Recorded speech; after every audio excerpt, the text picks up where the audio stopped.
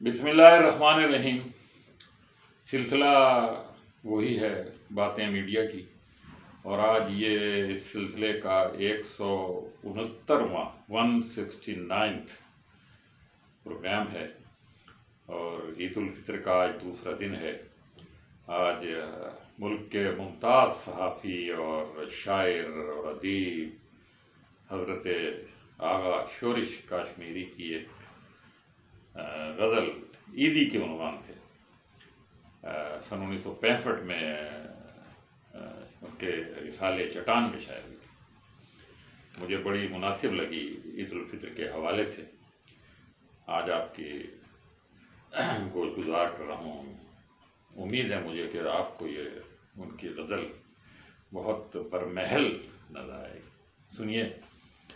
میں اپنے دوستوں کو عید پر بھیجوں تو کیا بھیجوں، خدا توفیق دے تو ہدیہ مہر و وفا بھیجوں، لڑکپن کی رسیلی داستانوں کے لبادے میں حدیث شوق نقد آرزو آہ رساں بھیجوں، جوانی کے شگفتہ ولولوں کا تذکرہ لکھ کر طبیعت کا تقاضا ہے دل درد آشنا بھیجوں، وہ راضی ہو تو اپنی عمر کے اس دور آخر میں بیان شوق لکھوں، داستان ابتلا لکھوں، قلم قتل ادیب شعر ہونے کی رعایت سے غزل کے ریشمی لہجے میں نظم دلکشا بھیجوں، کوئی نظم شگفتہ حضرت احسان دانش کی، رشید احمد کے اسلوب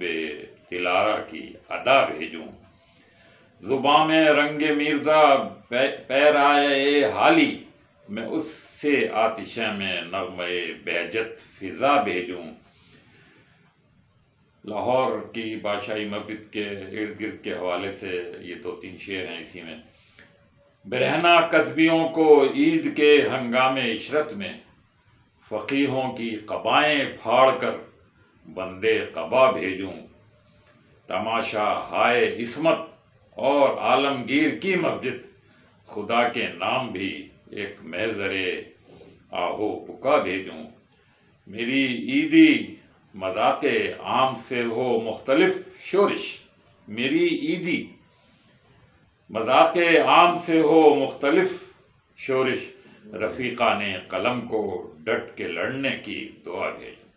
یہ حضرت شورش کاشمیری مرحوم کی ایک غزل تھی جو اس زمانے کے حالات پر بھی ان کا اطلاق ہو رہا تھا، اور آج بھی یہ سب کچھ ہے کہ جو خاص طور پہ صحافیوں سے انہوں نے کہا ہے کہ رفیقان قلم کو ڈٹ کے لڑنے کی دعا کی۔